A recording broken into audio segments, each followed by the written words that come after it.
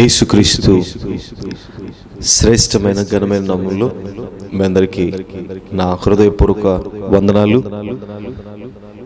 గడిచిన ఆదివారం దినం నుండి మరొక శ్రేష్టమైనటువంటి ఆశీర్వాదకరమైనటువంటి నూతన ఆదివారం దినంలోనికి దేవుడు మనలందరినీ కూడా నడిపించి ఆయన ఉన్నతమైనటువంటి మార్గాన్ని మనకు స్థిరపరుస్తూ ఆయన శ్రేష్టమైనటువంటి ఆవరణంలో గడిపే సమయాన్ని మరొక మారు ప్రభువారు మనకు దయచేసిన విధానం బట్టి ప్రభువును మనం సంతోషించాలి, ఆయన సముఖంలో మనం ఆనందించాలి. అందును బట్టి మీరందరూ కూడా ఈ ఆదివార దినాన్ని ఆయన యొక్క ఉన్నతమైనటువంటి నామాన్ని బట్టి మీరందరూ కూడా కొనియాడాలని దేవుని పేరిట మీ అందరికి కూడా తెలియజేస్తున్నాను. యేసుక్రీస్తు కృప కలిగిన నామములో మీరందరూ కూడా సంతోషంగా ఉన్నారని, ఆశీర్వాదకరంగా నడిపించబడుతున్నారని మేము అనుదినము ప్రార్థన చేస్తున్నాం మీకోసం, అదేవిధంగా మా సంఘము కోసం, మా సంఘాల కోసం, సేవకుల నిమిత్తం, అదేవిధంగా ప్రపంచంలో ప్రతి క్రైస్తవుని గురించి, ప్రతి కుటుంబాన్ని గురించి, ప్రతి బిడ్డల గురించి మా అనుదిన ప్రార్థనలో జ్ఞాపకం చేసుకుంటున్నాం. మీరు కూడా మీ ప్రార్థనలో జ్ఞాపకం చేసుకునండి. దేవుడిచ్చినటువంటి యొక్క శ్రేష్టమైనటువంటి దినాన్ని నమ్మకంగా, ఆశీర్వాదకరంగా మనము ఆనందించుదాం.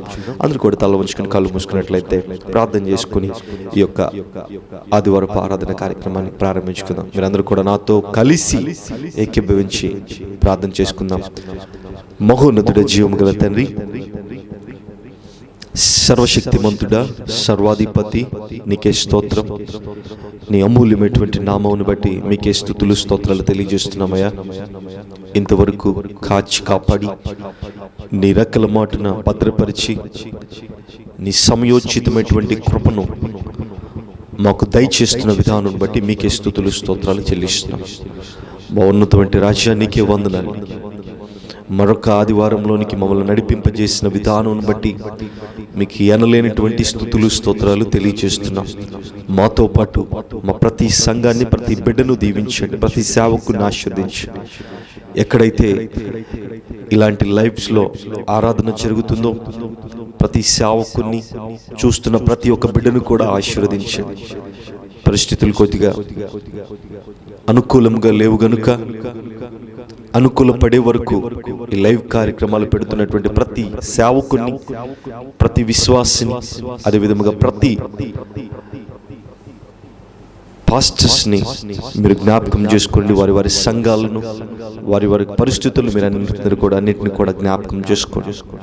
మీరెంతైనా ఉన్నతమైనటువంటి దేవుడు, ఆశీర్వాదానికి యోగ్యుడు, నమ్మదగిన దేవుడు కనుక నేను ఆరాధిస్తున్నాము తండ్రి. నిశ్చితమైతే ఈ పరిస్థితులన్నీ కూడా అనుకూలపరుస్తారని, ఈ పరిస్థితులన్నీ కూడా మారుస్తారని మాకు ఒక నిరీక్షణ ఉంది తండ్రి. నిరీక్షణ లేకపోతే మా జీవితాలు వ్యర్థము, నిరీక్షణ లేకపోతే మా జీవితాల్లో నేను నమ్మటం కూడా వ్యర్థము. అట్టి నిరీక్షణ ప్రతి బిడ్డలోని కలుగు చేయమని, ప్రతి బిడ్డ ద్వారా మీరు ముందుకు నడిపించమని ప్రార్థన చేస్తున్నాము తండ్రి. కేవలం చూసే వారముగా ఉండకుండా, వాక్యము బోధించే వారముగా ఉండకుండా, పాటలు పాడే వారముగా ఉండకుండా, నిన్ను నమ్మకంగా ఆరాధించే కృపను, హృదయపూర్వకంగా నిన్ను గైకొనే ప్రేమను, విశ్వాసాన్ని ప్రతి బిడ్డకును కూడా దయచేయమని ప్రార్థన చేస్తున్నాను తండ్రి. పరిస్థితులన్నీ కూడా చక్కబెట్టడానికి ప్రార్థన చేస్తున్నాం. మీరు సహకరిస్తారని నమ్ముతున్నాం. ఆ నిరీక్షణతో ఎదురు చూస్తున్నాము తండ్రి. ఈ కరోనాను, ఈ మహమ్మారిని నిశ్చితమైతే త్వరగా నయం చేయడానికి, పరిస్థితులన్నీ కూడా చక్కబెట్టడానికి మీరు కృప చూపించండి. ఈ మధ్య విన్నాము తండ్రి, వ్యాక్సిన్ ఒకటి వచ్చిందని. నిశ్చితమైతే ప్రజల్లోకి రావడానికి ఎలాంటి అస్వస్థత ఈ రోగాన బారిన పడిన ప్రతి ఒక్క బిడ్డకు ఉండకుండా వారిని సంపూర్ణంగా స్వస్థపరచబడమని లాగున ప్రార్థన చేస్తున్నాము తండ్రి. నీ కృపతో నింపండి.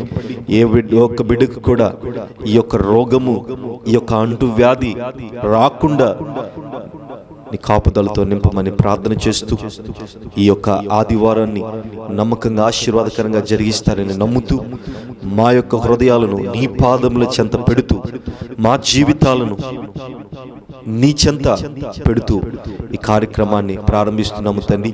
ఈ కార్యక్రమాన్ని వీక్షిస్తున్నటువంటి ప్రతి కుటుంబాన్ని, ప్రతి సంఘాన్ని, ప్రతి బిడ్డను దీవించండి. ప్రతి బిడ్డకు మేలుకరముగా, దీవెనకరముగా జరిగిస్తారని నమ్ముతూ మా ప్రియుడు రక్షకుడైన యేసుక్రీస్తు కృప కలిగిన నామమున అడుగు పెడుకుంటున్నాము తండ్రి, ఆమేన్.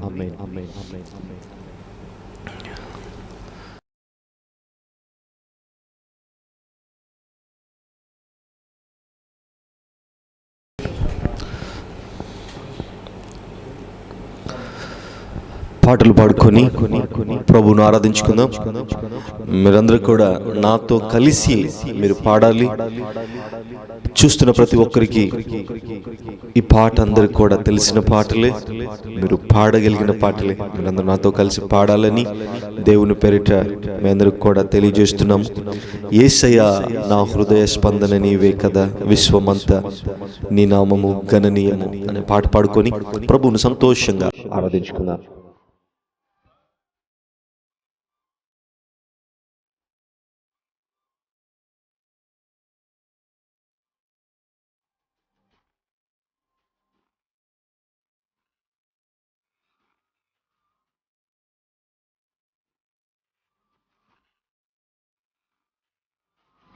యేసయ్యా నా హృదయ స్పందన నీవే కదా, యేసయ్యా నా హృదయ స్పందన నీవే కదా, విశ్వమంత నీ నామము గణనీయము, విశ్వమంత నీ నామము గణనీయము. యేసయ్యా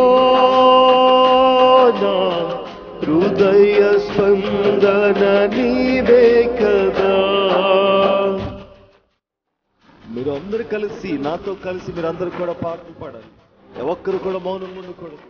ప్రభు వారు మీకు ఒక శ్రేష్టమైనటువంటి తరుణాన్ని ఇచ్చారు. ఒక్కరు కూడా మౌనంగా ఉండకూడదు.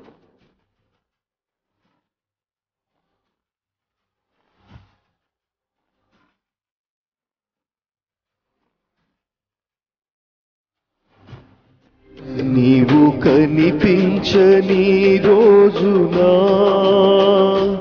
ఒక క్షణమొక యుగముగా మారెనే, నీవు కనిపించని రోజునా ఒక క్షణమొక యుగముగా మారెనే, నీవు నడిపించిన రోజునా యుగ యుగాల తలపు మది నిండెనే, నీవు నడిపించిన రోజునా యుగ యుగాల తలపు మది నిండెనే, యుగ యుగాల తలపు మది నిండెనే. యేసయ్యా నా హృదయ స్పందన నీవే కదా, విశ్వమంత నీ నామము గణనీయము, విశ్వమంత నీ నామము గణనీయము. యేసయ్యా నా హృదయ స్పందన నీవే కదా.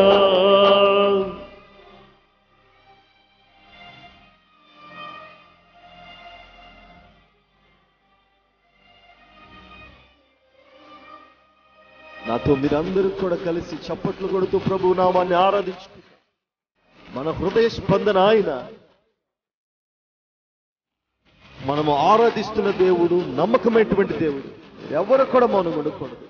ప్రతి ఒక్కరు కూడా ఆయన చప్పట్లు కొడుతూ మహిమపరచారు.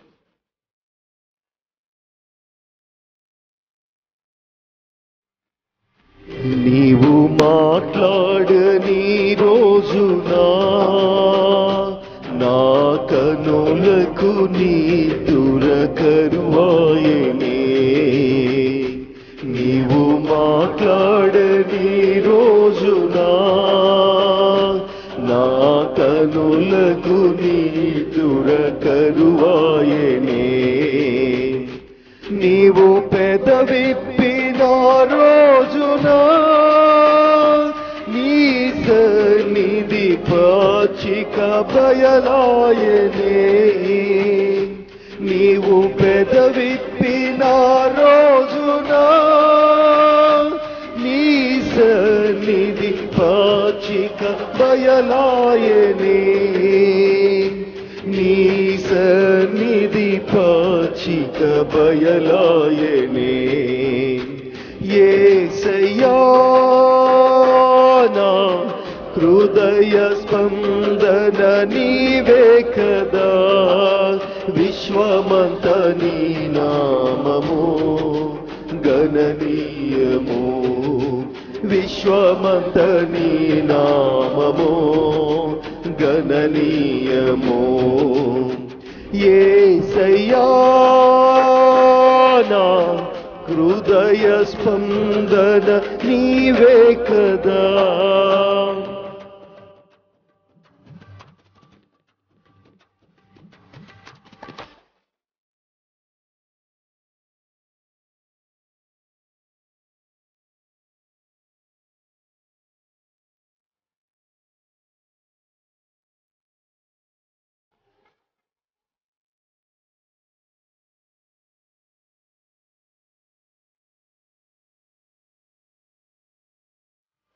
నీవు వరునిగా విచ్చేయు వేళ నా తలపుల పంట పండునే. నీవు వరునిగా విచ్చేయు వేళ నా తలపుల పంట పండునే. వధూనైను నిన్ను చేరగా యుగ యుగాల నన్నేలు పొందువునే. వధూ నిన్ను చేరగా యుగ యుగాల నన్నేలు పొందువునే. యుగ యుగాల నన్నేలు పొందువునే. యేసయ్యా నా హృదయ స్పందన నీవే కదా. యేసయ్యా నా హృదయ స్పందన నీవే కదా. విశ్వమంత నీ నామము గణనీయము. విశ్వమంత నీ నామము గణనీయము. యేసయ్యా నా హృదయ స్పందన నీవే కదా. హల్లెలూయా. ప్రభువుకి స్తోత్రం కలుగును గాక. దేవుని యొక్క మహాకృప కలిగిన నామంలో మీరందరూ కూడా ఈ పాటలను పాడుతూ సంతోషంతో మీరందరూ కూడా ఆరాధించాలి. మనము ఆరాధించే దేవుడు యోగ్యుడు, ఆరాధింప కలిగిన దేవుడు. దేవుడు మనకుండగా మనం ఎంతగానో సంతోషించాలి, ఆనందించాలి. దేవుడిచ్చినటువంటి గొప్ప పాటలు, ఆ పాటలను మనము విజయోత్సాహముతో ఆశీర్వాదకరంగా ఆయన ఆరాధించాలని దేవుని యొక్క కృప కలిగిన నామములో మీ అందరికీ తెలియజేస్తున్నాను. మరొక పాట పాడుకొని ప్రభువును మనం అందరం కూడా సంతోషంతో ఆరాధించుకుందాం. విజయ గీతము మనస్సారా నేను పాడేదను అనే పాట పాడుకొని ప్రభువుని తన యొక్క ఉన్నతమైనటువంటి రాజ్యవ్యాప్తి కోసం మనమందరం కూడా కలిసి మనం పాడాలి. మీరందరికి వచ్చిన పాట నాతో కలిసి మీరందరూ కూడా చప్పట్లు కొడుతూ ప్రభువుని ఆరాధించుకుంటూ పాట పాడుకుందాం.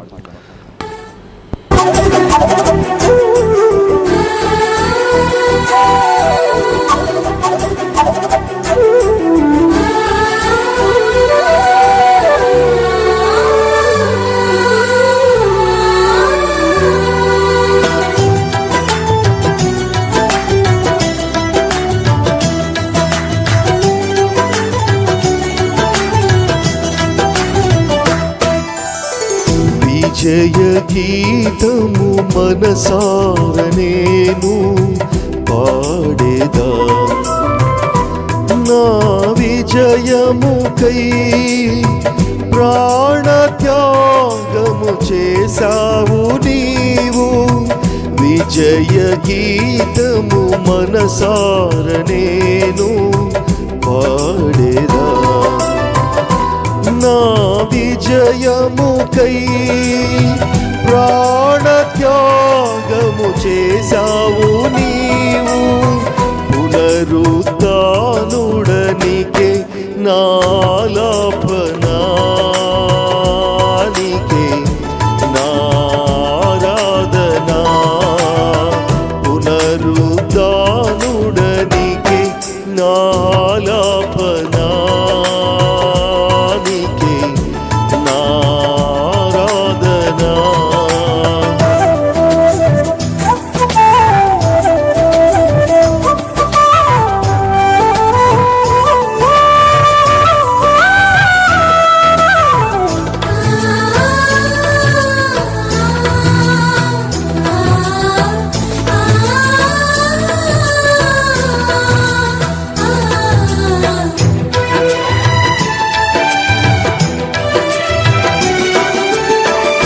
ఉన్నతమైన నీ ఉపదేశము నా నిత్య జీవముకే పూటము వేసితివి నీ రూపము చూడనాలో. ఉన్నతమైన నీ ఉపదేశము నా నిత్య జీవముకే పూటము వేసితివి నీ రూపము చూడనాలో. యేసయ్యా నీ తీర్మానమే నన్ను నిలిపినదిని ఉత్తమమైన సంగములో. యేసయ్యా నీ తీర్మానమే నన్ను నిలిపినదిని ఉత్తమమైన సంగములో. విజయ గీతము మనసార నేను పాడేదా. నా విజయముకై ప్రాణత్యాగము చేసావు నీవు. పునరుత్థానుడనికే నాలాపనానికే నారాధనా.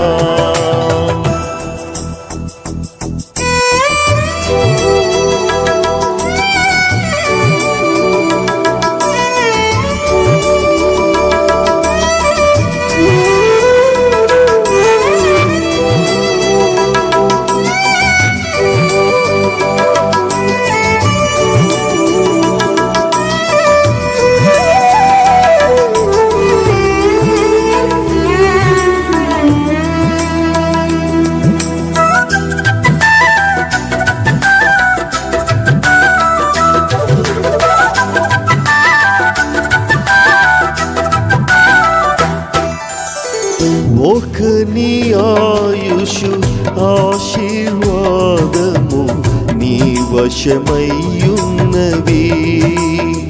నీ సరిహద్దులలో నెమ్మది కలిగెను నాలో.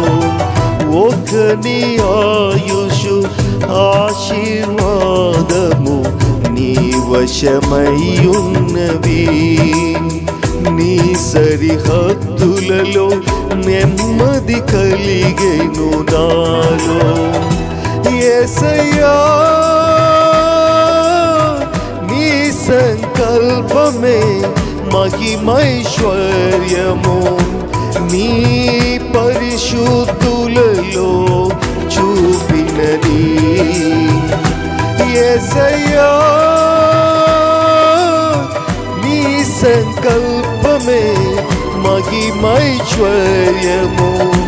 నీ పరిశుద్ధులలో చూపినది.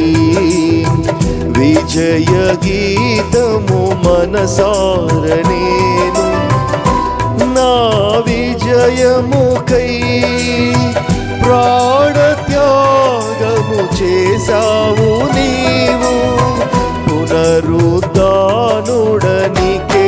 నాలాపనా నీకే నారాధనా.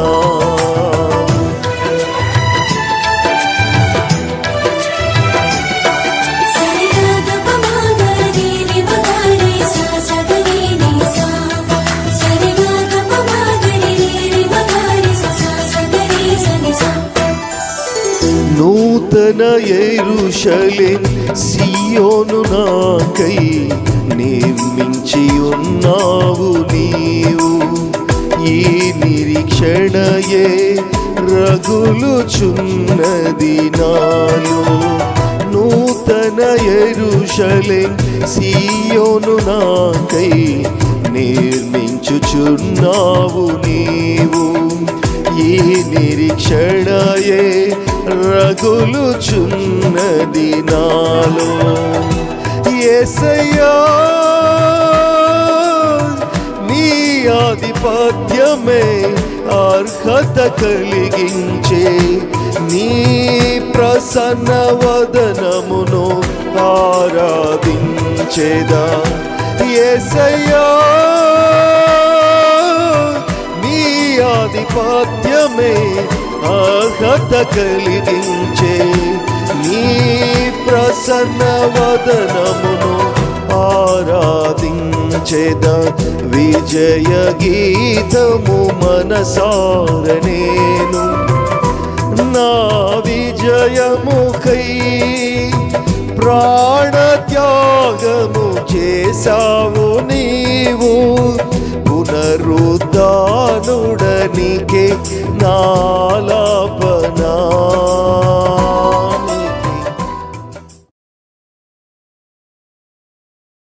దేవునికి స్తోత్రం. మరొక పాట పాడుకొని ప్రభువును మనమందరం కూడా సంతోషంగా ఆరాధించుకుందాం. మీరందరూ కూడా పాడాలి. మీరున్న ప్రదేశాల్లో దగ్గర ఉన్న పుస్తకాలన్నీ కూడా ఈ యొక్క పాట ప్రతి బుక్లో కూడా ఉంటుంది. మీరందరూ కూడా నాతో కలిసి ఈ పాట పాడండి. స్తుతిపాత్రుడా, స్తోత్రార్హుడా, స్తుతులందుకో పూజార్హుడా అనే పాట పాడుకొని ప్రభువును ఆరాధించుకుందాం. దేవునికి మహిమకరంగా ఉంచుకుందాం. దేవునికి స్తోత్రం. హల్లెలూయా. నాతో కలిసి మీరందరూ కూడా ఏ ఒక్కరు కూడా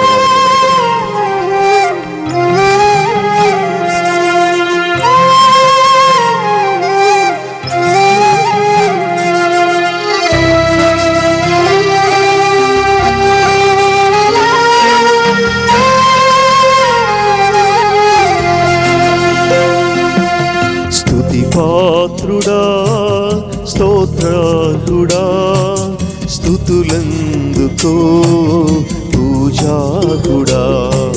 స్తుతిపాత్రుడా, స్తోత్రార్హుడా, స్తుతులందుకో పూజార్హుడా.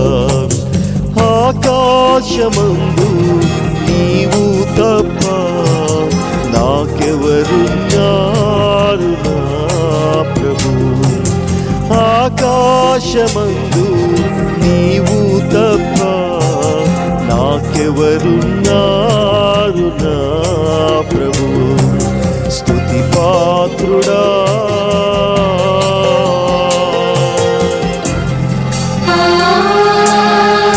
ఆకాశమందు ఆయన తప్ప మన ఎవ్వరు కూడా మనకు లేరు కదా. ఆయన మాత్రమే స్తుతించాలి, ఆయన మాత్రమే గణపరచాలి. ఎవరు కూడా ఊరికనే కూర్చోలేక ప్రభు మీరందరూ కూడా సంతోషముతో, ఆర్భాటముతో, చప్పట్లతో స్తుతించాలి, గణపరచాలి.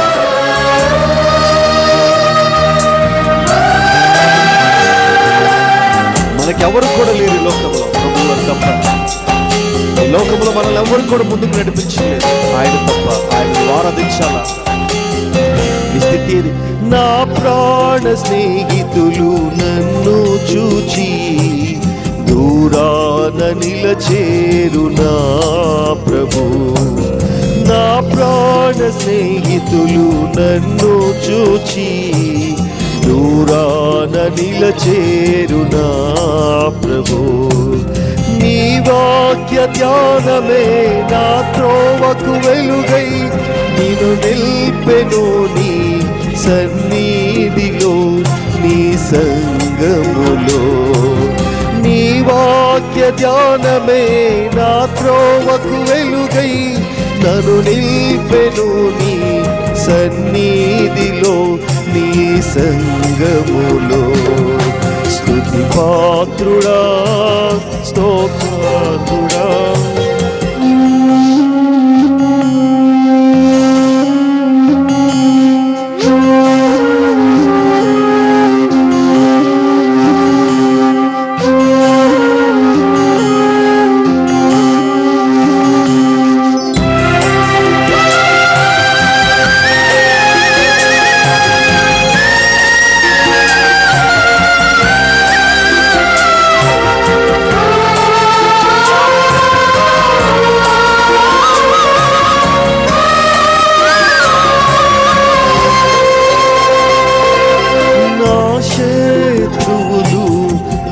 తరుముచుండగా నాయాత్మనాదో కృంగెనే ప్రభు. నా శత్రువులు నన్ను తరుముచుండగా నాయాత్మనాదో కృంగెనే ప్రభు. నా మనసు నీ వైపు త్రిప్పిన వెంటనే శత్రువుల చేతి నుండి విడిపించినావు, కాపాడినావు. నా మనసు నీ వైపు త్రిప్పిన వెంటనే శత్రువుల చేతి నుండి విడిపించినావు, కాపాడినావు. స్తుతి పాత్రుడా స్తోత్రార్హుడా. స్తుతులందుకో సుజాగుడా. స్తుతి పాత్రుడా స్తోత్రార్హుడా. స్తుతులందుకో పూజార్హుడా.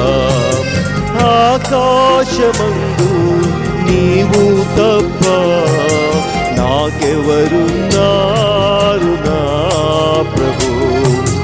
ఆకాశమందు నీవు తప్ప నాకెవరున్నారు నా ప్రభు. స్తుతి పాత్రుడా. హల్లెలూయా. దేవునికి స్తోత్రం కలుగును గాక.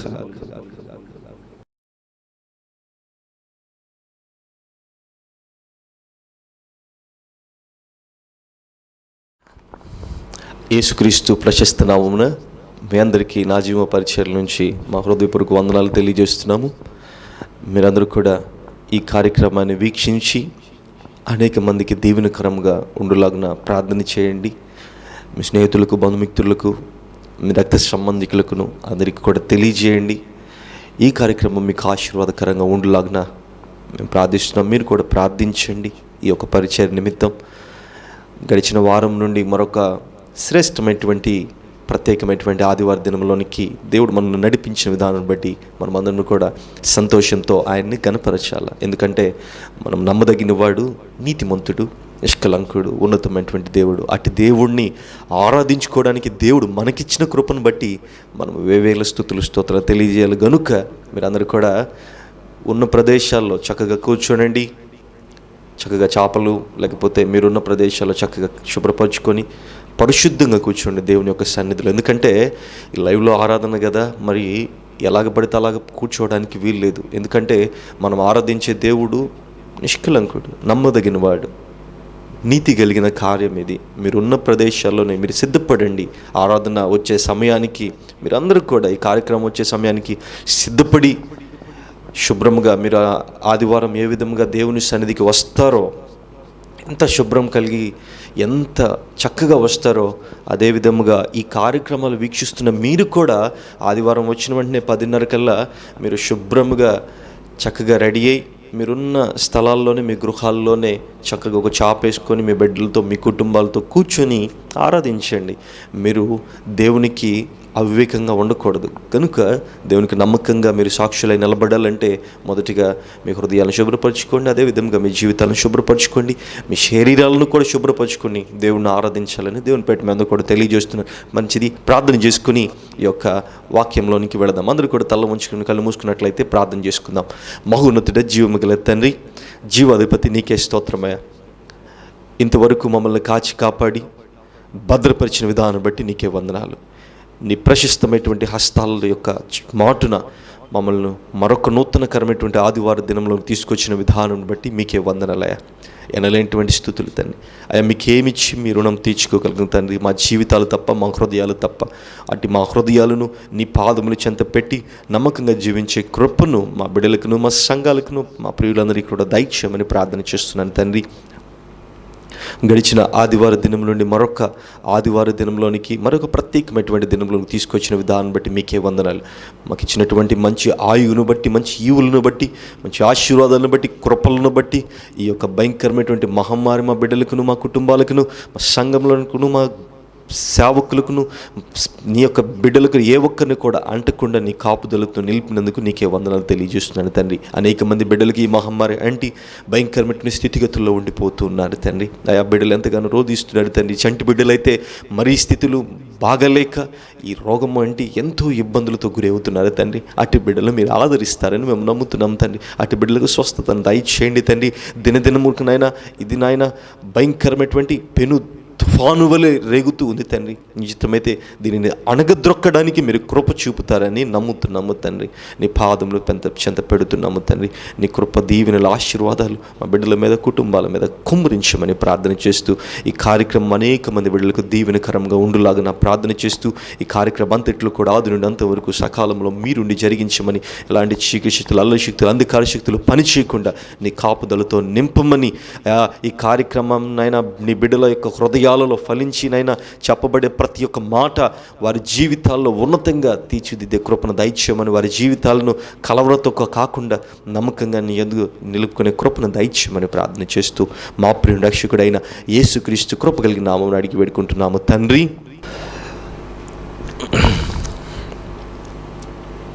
మంచిది. దేవుని మాటలు, కొన్ని మాటలు తెలుసుకుందాం. మీరందరూ కూడా మీ హృదయాలను దేవుని వైపుకు మళ్ళించండి. ఏ ఒక్కరు కూడా మీ సమయాన్ని వృధా చేసుకోక, అటు ఇటు తిరిగక కొద్ది సమయం దేవునిలో గడపడానికి మీరందరూ కూడా ఇష్టపడాలని దేవుని పేరిట మీ అందరికీ కూడా తెలియజేస్తున్నాను. ఇప్పుడున్న పరిస్థితులు ఎలాగున్నాయంటే అగమ్య గోచరంగా ఉన్నాయి. ఇది మీకు అందరికి కూడా తెలిసిన సంగతే. ఎందుకు అగమ్య గోచరంగా ఉన్నాయి? మరికొన్ని విషయాలు చెప్పాలంటే చాలామంది జీవితాలు చీకటి బ్రతుకులుగా, అంధకార సంబంధులుగా, వారి జీవితంలో దేదీప్యమానం లేదు, వారి జీవితంలో వెలుగు లేవు. మరికొన్ని జీవితాలు అయితే శపింపబడినటువంటి అనుభవాలతో కొట్టుమిట్టులాడుతున్నాయి. మరికొన్ని కుటుంబాలు జీవితాలు ఆ శపింపబడే అనుభవము బహు ఘోరమైనటువంటిది. బైబిల్ లేఖనాల్లో శపింపబడినటువంటి అనుభవాలు అనేక సంఘాల్లో ఉన్నాయి. అనేక పట్టణాలను, అనేక గ్రామాలను, అనేక మంది సేవకులను, విశ్వాసులను కూడా దేవుడు శపిస్తూ ఉన్నాడు. ఎందుకు ఆయన శపించాలా? ఆ శపింపబడే అనుభవంలోనికి ఎందుకు రావాలా? అలాగ రావాల్సిన అవసరం లేదు. దేవుడు అనేకమైనటువంటి ఉపమానాలు, అనేకమైనటువంటి వాక్యాలు మన ముందు ఉంచుతూ ఉన్నారు. మీరు శపింపబడకూడదు. మీ జీవితాలు, మీ బిడ్డల కుటుంబాలు ఆశీర్వాదకరంగా మలచబడాలి, దీవెనకరంగా జీవించాలి, యోగ్యకరంగా దేదీప్యమానమై వెలిగిపోయే అనుభవంలో మీరు ఉండాలని దేవుడు కోరుకుంటూ ఉంటున్నాడు. కానీ ఈరోజు చాలా కుటుంబాలు శపింపబడుతున్నాయి. చాలామంది జీవితాలు శపింపులోనికి, శాపంలోనికి వెళుతూ ఉన్నాయి. ఎందువల్ల? అందును బట్టి దేవుడు ఒక మాటను ఈరోజు మీ ముందు ఉంచుతున్నాడు. ఒక వాక్యాన్ని దేవుడు మీ ముందు మీతో మాట్లాడాలని ఆశపడుతున్నాడు. మత్తయి సువార్త 21వ అధ్యాయము 18వ వచనం మనం చదువుకున్నట్లయితే, ఉదయమందు పట్టణమునకు మరలా వెళ్ళుచుండగా ఆయన ఆకలిగొనెను. అప్పుడు త్రోవ పక్కన ఉన్న ఒక అంజూరపు చెట్టును చూచి దాని యొద్దకు రాగా దాని యందు ఆకులు తప్ప మరేమియూ కనబడలేదు. గనుక దానిని చూచి, ఇక మీదట ఎన్నటికి నీవు కాపు కాయకుందువుగాక అని చెప్పెను. తక్షణమే ఆ అంజూరపు చెట్టు ఎండిపోయాను. ఈ వాక్యాన్ని అనేక మార్లు మనం చదువుకున్నాం. మత్తయి సువార్త 21వ అధ్యాయము 18వ వచనంలో ఉన్నటువంటి మాట అనేక మార్లు మనం విన్నాం అంజూరపు చెట్టును గురించి. ప్రభువారు ఈ అంజూరపు చెట్టు గురించి మీకు ఒక నూతనకరమైనటువంటి వాక్యాన్ని దేవుడి విధినాన మీకు అందించబోతున్నాడు. మీ హృదయాలను, మీ మనసులను దేవుని ఒక వాక్యం వైపు లక్ష్యం ఉంచండి. అంజూరపు చెట్టు శపింపబడ్డానికి గల కారణం ఏమిటి? ఈ మాట అంజూరపు చెట్టును ఆయన ఏదో శారీరక ఆకలిగొని ఆయన దాన్ని శపించలేదు. చాలామంది స్కాలర్స్ మాట్లాడుతూ ఉంటారు, ఏమని తెలుసా, ఈ అంజూరపు చెట్టును ఇశ్రాయేలు యొక్క దేశమును బట్టి, ప్రజలను బట్టి, సంఘాలను బట్టి, కుటుంబాలను బట్టి సాదృశ్యంగా ఈ మాట మాట్లాడుతూ ఉన్నాడని. ఈ మాట ఆ అంజూరపు చెట్టును ఎప్పుడు ఆయన శపిస్తూ ఉన్నాడంటే, ప్రభువారు గాడిద మీద పట్టణమంతా, యెరూషలేము పట్టణమంతా కూడా తిరిగి హోసన్న జయము అని విజయోత్సాహముతో నిండుకొన్న తర్వాత, ఆ దినము ఆ కార్యక్రమం అంతా కూడా అయిపోయిన తర్వాత ఆయన యెరూషలేము నుండి బెతానియా ప్రాంతానికి ఆ రాత్రి బస చేయడానికి బెతానియా ప్రాంతానికి వస్తూ ఉన్నారు. ఆ బెతానియా ప్రాంతానికి వచ్చి ఆ రాత్రి బస చేసి వేకుజామున మరల ఆయన యెరూషలేము పట్టణానికి వెళ్ళి అక్కడ దేవాలయంలో వాక్యం చెప్పడానికి వెళ్ళే సమయంలో ఈ యొక్క అంజూరపు చెట్టు గురించి అక్కడ రాస్తూ ఉన్నారు. ఆయన బెతానియా నుంచి యెరూషలేము పట్టణానికి వెళుతూ మధ్యలో ప్రాంతంలో ఆయనకు బాగా ఆకలి కొనింది. ఆయనతో పాటు ఆయన ఒక్కరే లేరు, కానీ ఆయనతో పాటు 12 మంది శిష్యులు ఉంటూ ఉన్నారు. ఆ 12 మంది శిష్యులతో పాటు ఆయన యెరూషలేము పట్టణంకి వెళుతూ ఉన్నప్పుడు ఆయన దూరం నుండి ఒక చెట్టు కనబడింది. ఆ చెట్టే అంజూరపు చెట్టు. బాగా ఆకలిగా ఉన్నాడు. బాగా ఆకలిగొని ఆ అంజూరపు చెట్టు దగ్గరికి వెళ్ళి చూసినప్పుడు ఆ అంజూరపు చెట్టుకు ఆకులు మాత్రము చాలా చక్కగా, రమ్యముగా, చాలా బాగా ఉన్నాయి. ఆకులు చాలా లేతగా చిగురించినటువంటి అనుభవము ఆ అంజూరపు చెట్టుకు ఉంది, కానీ ఆ అంజూరపు చెట్టులో మాత్రము ఒక్క కాయను కూడా లేదు. ప్రియ సహోదరి సహోదరుడా, మీరు గమనించవలసిన సంగతి ఏమిటనంటే, ఆ అంజూరపు చెట్టుకు ఒక్క కాయ కూడా లేదు. కానీ ఆయన దూరం నుంచి చూచి ఏమనుకున్నాడంటే, ఆ అంజూరపు చెట్టుకు ఒక్క కాయనే ఉంటుందేమో, నా ఆకలి తీరుతుందేమో అని ఆయన ఆశపడ్డాడు, ఆతృత పడ్డాడు. దూరం నుంచి చూశాడు దాన్ని, చాలా దూరం నుంచి. అది పచ్చగా కనబడడం వల్ల, ఎందుకంటే మీరు అంజూరపు చెట్లను ఎప్పుడైనా చూడండి, మనకి ఇక్కడైతే మన ఇండియాలో అంజూరపు చెట్లు లేవు, కానీ మన ఇండియాలో అంజూరపు చెట్లను అత్తి చెట్లు అంటారు. ఆ అత్తి చెట్టు ఏంటయ్యా మీరు చూసేది, ఇది అత్తి చెట్టు. ఈ అత్తి పండ్లను మన ఇండియాలో అంజూరపు చెట్లుగా మనము అంజూరస్ లాగా మాట్లాడుతూ ఉంటాం. ఈ అత్తి పండ్లు నేను కూడా చాలాసార్లు ఇవి బావిల మీద దొరుకుతూ ఉండేవి. మేమందరం కూడా పిల్లలుగా చిన్నప్పుడు వెళుతున్నప్పుడు మా గ్రామాల్లో మా స్నేహితులతో కలిసి అట్లు తిరుగుతూ పొలాల మీద వెళుతూ ఉన్నప్పుడు ఈ అంజూరపు కాయలు మాకు కనబడేవి. ఈ అత్తి చెట్లు అంటారు. ఈ అత్తి చెట్లను మేము బాగా బావిల మీద ఎక్కువగా ఉండేవి, బావిల మీద, గడ్డల మీద ఉండేవి. అవి బాగా చక్కగా ఎర్రగా, పచ్చగా, రకరకాలుగా కనబడుతూ ఉంటాయి. దాని లోపలంతా కూడా పురుగులు ఉంటాయి. అందుకే దీన్ని తెలుగులో మేడిపండు అంటారు. అందుకే ఒక సామెత ఉంటుంది, మేడిపండు చూడు మేలిమై ఉండును, అది పైకి మాత్రం మేలిముగా రమ్యంగా ఉండును, దాని పొట్ట విప్పు చూడు పురుగులు ఉండునని ఒక సామెత మనకు కనపడుతూ ఉంటుంది. సహోదరుడా, మీరు గమనించండి, అంతే ఇండియాలో అత్తి పండ్లు అంటారు వీటిని. అయితే ప్రభువు వారు కూడా ఆ అంజూరపు చెట్టును దూరముగా చూశారు. దూరముగా చూసి ఎందుకు ఆయనకు ఆకలిగొనిందో, ఆ ఆకలి శారీరక ఆకలి మాత్రం కాదు, కానీ దైవికమైనటువంటి ఆకలి. యెరూషలేము పట్టణం గురించి ఈ మాట ప్రభువు వారు రాస్తూ ఉన్నారు. అయితే ఆయన ఆకలి కొన్నప్పుడు ఆ అంజూరపు చెట్టును చూచినప్పుడు అది పచ్చగా కనబడింది, శ్రేష్టంగా కనబడింది. ఎందుకంటే దాని యొద్ద కాయలు ఉన్నాయన్నమాట. దాని దగ్గర చూస్తే కాయలు.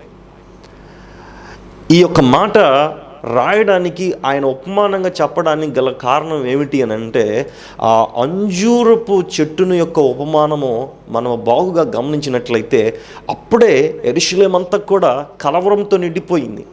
దేవుని యొక్క కార్యాలన్నీ కూడా వారు చూచున్నారు, వారు తెలుసుకొని ఉన్నారు, వారు ఎరిగి ఉన్నారు.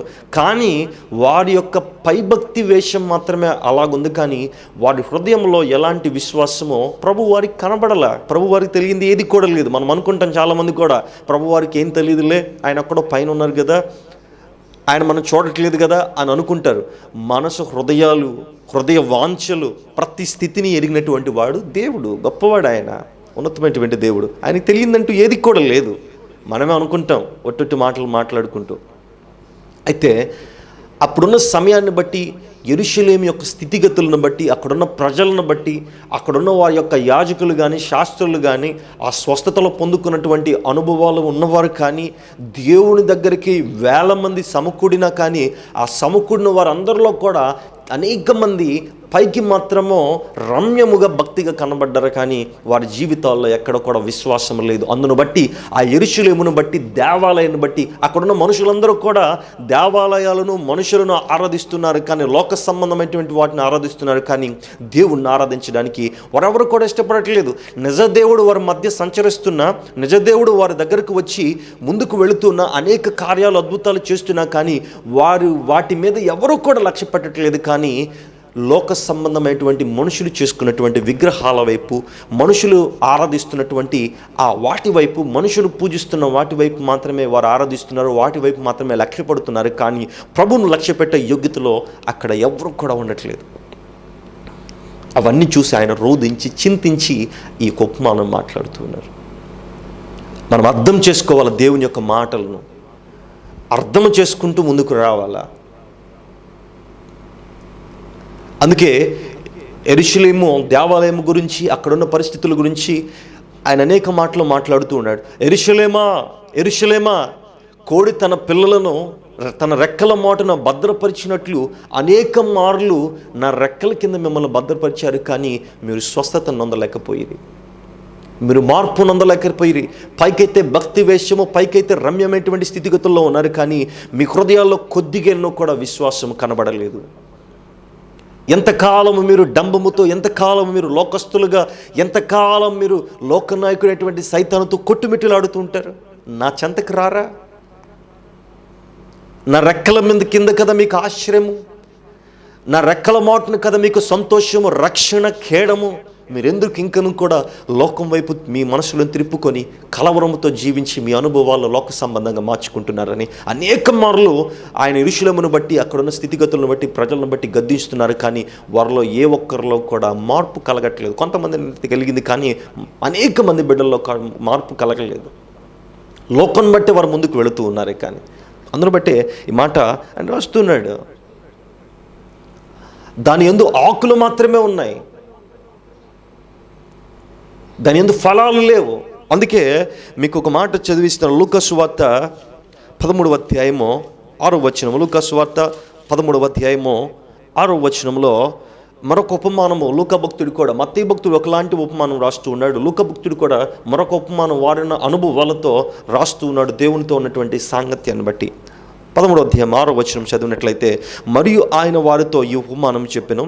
ఒక మనుషునికి ద్రాక్ష తోటలో అంజూరపు చెట్టు ఒకటి నాటబడి ఉండెను. అతడు దాని పండ్లు వెదకిన వచ్చినప్పుడు ఏమీ దొరకలేదు గనుక అతడు, ఇదిగో 3 ఏండ్ల నుండి నేను ఈ అంజూరపు చెట్టును పండ్లను వెదకవచ్చున్నాను, కానీ ఏమీ దొరకలేదు. దీనిని నరికి వేయము, దీని వలన ఈ భూమి ఎలా వ్యర్థమైపోవాలని ద్రాక్ష తోట మాలితో చెప్పిన. అయితే వాడు, అయ్యా, నేను దాని చుట్టూ త్రవ్వి ఎరువు వేయి మట్టుకు ఈ సంవత్సరము కూడా ఉండనేమో, అది ఫలించినా సరే, లేని ఎడల నరికించివేమని అతనితో చెప్పాను. ఈ ఉపమానము కూడా అంజూరపు చెట్టు గురించే మాట్లాడుతూ ఉన్నారు. 3 ఏండ్లు వెతికాడంట ఆయన అంజూరపు చెట్టు గురించి. ఒక్కొక్క భక్తుడు ప్రభు వారితో ఉన్నటువంటి అనుభవాన్ని బట్టి, ఆయన చెప్పినటువంటి ఆ యొక్క ఉపమానాన్ని బట్టి మత్తయి సువార్తలో ఉన్నటువంటి ఒక మాట మాట్లాడుతూ ఉంటాడు మత్తయి భక్తుడు. అదేవిధంగా లూకా భక్తుడు ఒక మాట మాట్లాడుతూ ఉంటాడు, మార్కు భక్తుడు మరొకలాగా మాట్లాడుతూ ఉంటాడు, ఆయనతో ఉన్నటువంటి సంబంధాన్ని బట్టి. అయితే లూకా భక్తుడు ఏమంటున్నాడంటే, ఆయన 3 ఏండ్లు వెతికాడంట, 3 సార్లు ఆయన వెతికాడంట. ఎందుకు? ఆకలిగొని ఆ చెట్టు దగ్గరికి వచ్చినప్పుడు, అది ఉపమానం, ప్రభువారు చెప్తున్నటువంటి ఉపమానం. ఆకలిగొని ఆ చెట్టు దగ్గరికి వచ్చి 3 మార్లు వెతికినప్పుడు దాని మీద ఆకులు తప్ప ఫలాలు లేవు. మన జీవితాలను పోలుస్తూ ఉన్నాడు. యెరూషలేము పట్టణాన్ని మాత్రమే కాదు, కానీ అప్పుడు ఉన్న పరిస్థితుల్లో, అప్పుడు ఉన్న ప్రజలను మాత్రమే కాదు, కానీ నిన్నును బట్టి, నన్ను బట్టి కూడా ఆయన యొక్క ఉపమానం మనకు బోధిస్తూ ఉన్నాడు. ఆ అంజూరపు చెట్టునైతే 3 ఏండ్లు వెతికాడు, దానిలో ఫలాలు లేవు. మరి నీ జీవితాన్ని ప్రభువారు ఎన్నో మార్లు వెతుకుతున్నాడు. ఎన్నో ఏళ్ళు నీ ఆయుష్ను, నీ వృద్ధిని, నీ ఫలింపును అధికముగా ఆశీర్వదిస్తున్నాడు. ఎందుకో తెలుసా? నీవు ఫలించాలని, ఫలించే అనుభవం నీవు పొందుకోవాలని, ఆశీర్వదింపే బడే అనుభవంలోనికి నీవు రావాలని దేవుడు కోరుకుంటూ ఉన్నాడు. కానీ మన జీవితాల్లో ఫలింపు కలగట్లా.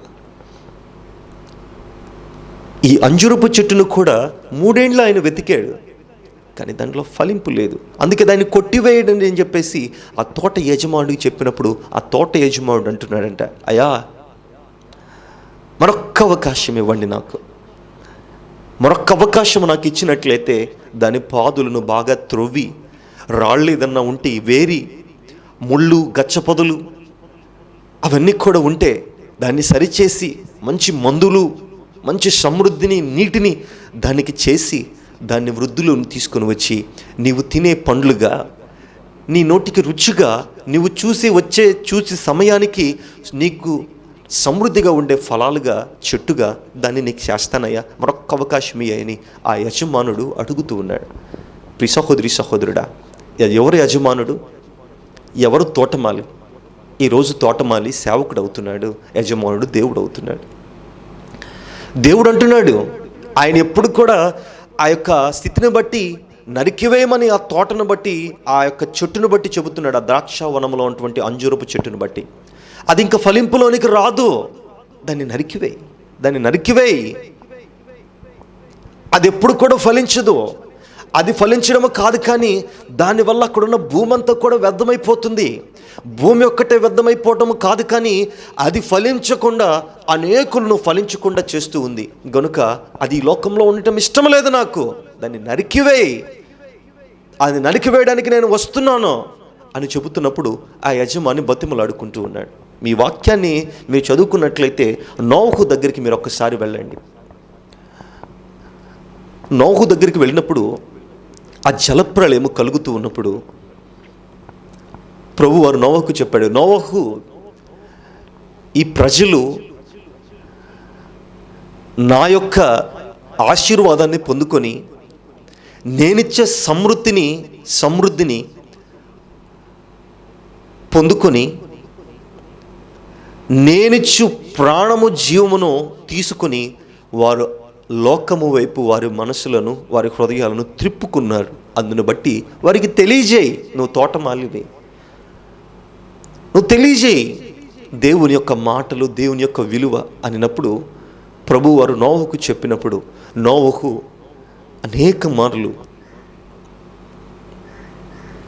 ఆ ప్రజలకు తెలియజేస్తూ ఉన్నాడు, ఏడుస్తున్నాడు, రోదిస్తున్నాడు, బతిమలాడుతున్నాడు, గద్దిస్తున్నాడు. భయంకరమైనటువంటి సమయం ఆసన్నమవుతుంది, మీ జీవితాలు మార్చుకోనండి. భయంకరమైనటువంటి స్థితిగతులు రాబోతున్నాయి, భయంకరమైనటువంటి ప్రళయము రాబోతుంది భూమి మీదకు. మనమందరం కూడా నశించిపోయే అనుభవంలో ఉంటూ ఉన్నాం. దేవుడు శపించబోతున్నాడు. శపించే అనుభవం మీకు వద్దు అని నోవహు ఎన్ని విధాలుగా చెప్పినా కానీ సేవకుడుగా ఏ ఒక్కరు కూడా లక్ష్య పెట్టలేదు, ఏ ఒక్కరు కూడా చెవిని పెట్టలేదు. కారణం, వారి శపింపులోనికి వెళ్ళటానికి ఇష్టపడుతూ ఉన్నారు. దేవుడు ముందుగా సమస్తము తెలియజేశాడు, ఏ ఒక్కడికి కూడా ఆయన దాచిపెట్టట్లేదు. ప్రతి మర్మమును ప్రభు వారు మన ముందు ఉంచుతున్నాడు. మంచి ఏమిటో, చెడేమిటో, ముందు జరగబోయేవి, జరిగినవి, జరిగించవలసినవి అన్నీ కూడా మన ముందు ఉంచుతున్నాడు. అనేక మార్లు నోహుకు చెప్పినా కానీ నోహు మాట ఎవరు కూడా వినలేదు. నువ్వు చెప్పేది ఏంటయ్యా, నువ్వు చెబితే మేము వినాలా, అది వచ్చినప్పుడు చూసుకుందాంలే, అది జరిగినప్పుడు విందాములే, అది వచ్చినప్పుడు సిద్ధపడతాంలే అని నోవహును వెలివేసిన వారు ఉన్నారు, నోవహును తిట్టిన వారు ఉన్నారు, నోవహును నెట్టివేసిన వారు కూడా ఆ దినాల్లో ఉన్నారు. చివరకు వారు శపింపబడే అనుభవంలో ఆ జలప్రయంలో కొట్టుకుని వెళ్ళిపోయారు. బతిమలాడాడు నోవహు, బతిమలాడాడు, అయ్యా నేను ఎలాగైనా మారుస్తాను, ఒక అవకాశం అండి, కొన్ని అవకాశాలు ఇవ్వండి అంటే నోవహు ఎంత బతిమలాడినా వారెవరు కూడా మారలా.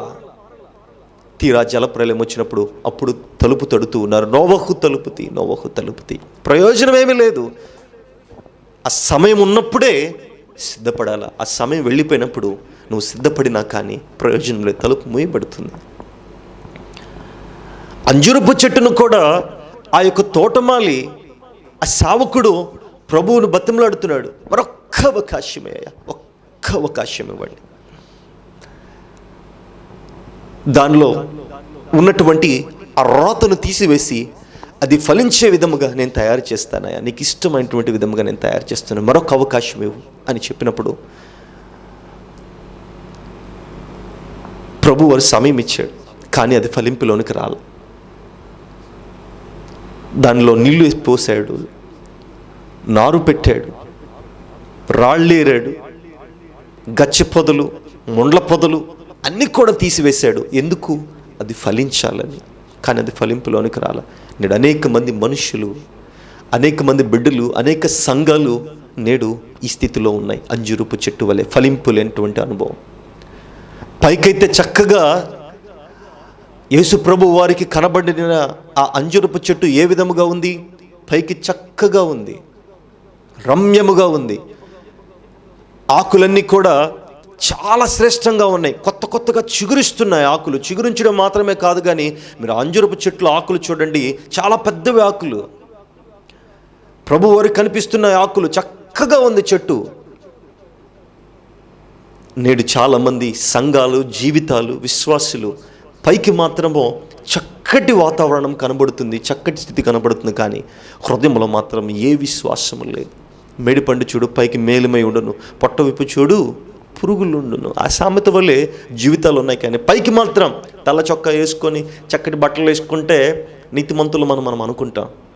బట్టల్లో ఏం లేదు. విజయవాడ పోయో లేకపోతే ఇంకో దగ్గరకు పోయో మన తల నీలాలు అంటే తల వెంట్రుకలు తీసివేసుకుంటే స్వస్థత వస్తుంది, రక్షణ వస్తుంది, జీవితం బాగుపడతాయి, ఆశీర్వదింపబడతాయి అని చాలామంది భ్రమపడతారు. ఇంకా విశ్వాసులు ఇంకా చాలామంది ఉన్నారు ఈ దినాలలో. ఆ గుండు కొట్టించుకుంటే అక్కడికి వెళ్ళి ఆ గుడి దగ్గరకు ఎక్కడికో గుండు కొట్టించుకుంటే చాలామంది జీవితాలు మారిపోతాయని మొక్కుబళ్ళు చెల్లించుకున్నటువంటి అనుభవాలు చాలామందికి ఉన్నాయి. విశ్వసించిన వారే, దేవుడు ఎరిగినటువంటి వారు చాలామంది ఉన్నారు.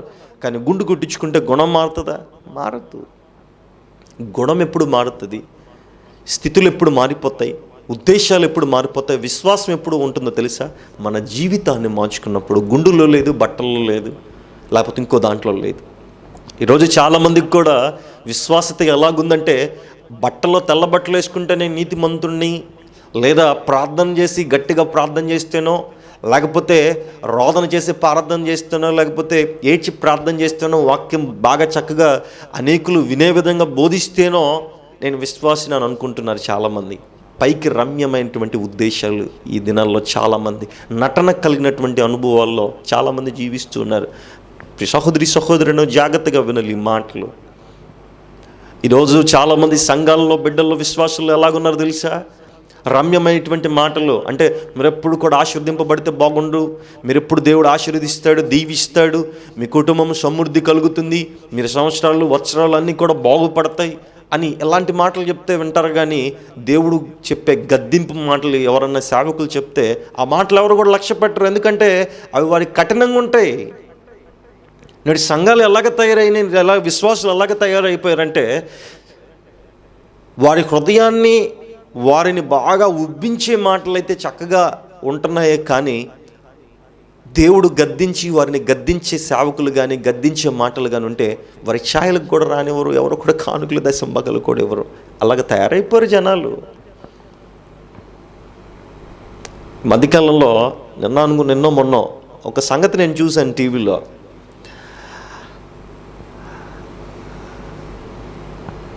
ఆ టీవీలో ఆ జాతకం చెప్పే ఒక మనిషిని నేను చూశాను. అతను చెప్తున్నాడు, అతనికి ఒక సహోదరి ఫోన్ చేసింది, పంతులు గారు నాకు జాతకం ఎలాగుందో ఒకసారి చూసి చెప్తారా, ఈ వారం లేకపోతే ఈ నెల, ఈ సంవత్సరం అని ఆమె అడుగుతుంది. దానికి నేను చెప్తున్నాడు, అమ్మా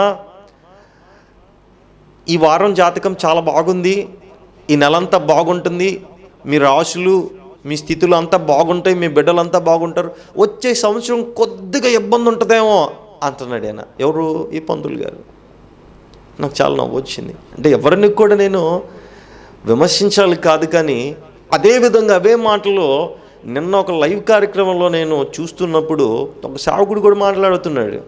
ఆ సేవకుడు కూడా లైవ్ కార్యక్రమంలో ఫోన్ కాల్ చేస్తూ ఆ సహోదరులందరూ కూడా, విశ్వాసులందరూ కూడా ఫోన్ చేస్తున్నారు, అన్నయ్య మా గురించి ప్రేయర్ చేయండి, మా జీవితాలు సరిగా లేవు, కుటుంబాలు ఇంకను కూడా రోదంలో ఉన్నాయని ప్రార్థన చేయండి అని చెప్తూ ఉంటే ఆ సేవకుడు అంటున్నాడు, అమ్మ ఈ సంవత్సరం అంతా కూడా మీకు ఏ దిగులు లేదు, ఈ సంవత్సరంలో బాగా డబ్బులు వస్తాయి మీకు, ఈ సంవత్సరంలో మీ పిల్లలు పై చదువులు చదువుతారు అని ఆ పంతులు గారు ఏది చెప్పారో ఈ సేవకుడు కూడా అదే చెప్పాడు. నాకు నవ్వు వచ్చింది. ఈ సహోదరుడా, దేవుడు ఒక్క సంవత్సరం మాత్రం ఆశీర్వదిస్తాడా? ఈ సంవత్సరం మాత్రమే మీరు పై చదువులు చదువుతారా? ఇదొక్క సంవత్సరం మాత్రం మీరు దీవించబడతారా? అంటే మిగతా సంవత్సరాలు, గడిచిన సంవత్సరాలు దేవుడు దీవించలేదా? ఈరోజు నీ జీవితంలో నీకు ఆయువు ఉందంటే, నీకు ప్రాణం ఉందంటే అది దేవుడు పెట్టినటువంటి భిక్ష కాదా? దేవుడిచ్చిన ఆశీర్వాదం కాదా? అంటే ఒక్క సంవత్సరం మాత్రమే దేవుడు దీవిస్తాడా? మరొక సంవత్సరం దేవుడు దీవించాడా? అంటే మనుషులు ఎలాగున్నారంటే, వినేవారు అలాగే ఉన్నారు, అది చెప్పేవారు కూడా అదే స్థితిలో పడి ఉన్నారు. దేవుడు నిన్న నేడు నిరంతరము మారని దేవుడు. ఆయన మాటలో ఎప్పుడు కూడా మార్పు ఉండదు. మన జీవితాల్లో అయితే మార్పు కలిగి ఉంటాము. మన జీవితాల్లో అయితే రకరకాలైనటువంటి మాటలు, మనుషులను బట్టి ఒక మాటలు, మనుషులు లేనప్పుడు ఒక మాటలు మాట్లాడుతాం. ఒక మనిషి దగ్గర ఒకలాగా, మరొక మనిషి దగ్గర ఇంకొకలాగా మాట్లాడే అనుభవంలో, మాటలు మార్చే అనుభవంలో గొంగళి ఏ విధంగా తన రూపాన్ని మార్చుకుని ఉంటుందో అదేవిధంగా మనుషులమైనటువంటి మనము రకరకాలైనటువంటి మాటలు మాట్లాడే అనుభవంలో ఉంటామే. కానీ దేవుడు అలాంటి మాటలు ఎప్పుడు కూడా మాట్లాడు. ఆయన నిజమైనటువంటి దేవుడు. ఆయన ఎప్పుడు కూడా ఒకటే మాట మీద నిలబడతాడు. అందుకే ఆయన దేవుడు అన్నారు, నీతిమంతుడు అన్నారు. నేను నమ్ముకున్న దేవుడు గొప్పవాడు. ఆయన నిన్న నేడు నిరంతరం నిన్ను ఆశీర్వదిస్తాడు. ఈ సంవత్సరం కాదు, గడిచిన సంవత్సరాల కంటే అధికమైనటువంటి ఆశీర్వాదాలు నీ జీవితంలో తీసుకొని వస్తాడు. ఎప్పుడో తెలుసా? నీ జీవితాన్ని దేవుని పాదముల చెంత నమ్మకంగా ఉంచినప్పుడు. నువ్వు పైకి భక్తి వేషం హృదయంలో మోసం పెట్టుకొని నీ జీవితాన్ని పైకి రమ్యముగా అనేకులకు దీవెనకరంగా నువ్వు కనబడడం కాదు, కానీ నీ ప్రభువుకు నువ్వు దీవెనకరంగా కనబడాలా. నువ్వు పైకి అంజూరపు చెట్టు వలె ఆకులు నీ శరీరం అంతా కూడా నింపుకొని నీ చెట్టుకు, నీ యొక్క హృదయానికి శ్రేష్టమైనటువంటి ఫలాలు లేకపోతే నీ జీవితం ఆశీర్వాదకరంగా ఉండదు. నువ్వు ఎలా ఉండాలో తెలుసా? నీ జీవితం ఎలాగ మలచబడాలో తెలుసా? దేవుని వచ్చి చూసే సమయానికి రమ్యముగా నువ్వు కనబడడం కాదు, కానీ నువ్వు ఫలాలు ఇచ్చే అనుభవంలోనికి నువ్వు రావాలా. నువ్వు ఫలించకపోతే దేవునికి అవసరం లేదు. నీ జీవితం ఫలించకపోతే దేవుడు నేను ఖచ్చితంగా నరికివేయబడే, శపించబడే అనుభవంలోనికి నువ్వు రావాల్సిందే. ఆ శపింపబడే అనుభవంలోనికి నువ్వు ఉండకుండా ఉండాలంటే నువ్వు ఫలించాలా. నువ్వు ఫలించడం మాత్రమే కాదు, కానీ అనేకులను ఫలింపులోనికి నువ్వు తీసుకొని రావాలా. అప్పుడే నీ జీవితం ఆశీర్వాదకరంగా ముందుకు వెళుతుంది. ఎలాగో ఉన్నావు ఈ జీవితాన్ని ఇరుదినాన్ని? నువ్వు దేనికోసం నీ విశ్వాస జీవితాన్ని ముందుకు తీసుకొని వెళుతున్నావు? రమ్యమైనటువంటి మాటలే నీకు ఇష్టముగా ఉన్నాయి. నిన్ను సంతోషపరిచే మాటలను బట్టే నువ్వు సంతోషపడుతున్నావు. అట్టి మాటలు చెప్పేవారినే నువ్వు ఆదరిస్తున్నావు. కానీ దేవుడు బైబిల్ లేఖనాల్లో చెప్పినటువంటి గొప్పమైనటువంటి రోదన కలిగిన, భారము కలిగిన, గద్దించే మాటలు నీకు అవసరం లేదా? ఎప్పుడు సంతోషకరమైనటువంటి మాటలేనా? జాగ్రత్త. ఇదంతా కూడా, ఈ కాలమంతా కూడా దేవుడు నిన్ను శ్రమిస్తూనే ఉంటాడు, నీ పాపాలను రక్షిస్తూనే ఉంటాడు. కానీ ఆయన రెండవ మారు నీ దగ్గరికి వచ్చేటప్పుడు ఆయన నోటి నుండి జాలువరే అగ్నిలో, ఆ అగ్ని జ్వాలల్లో కాల్చివేయబడే అనుభవం ఉంటుంది. ఎవరికో తెలుసా?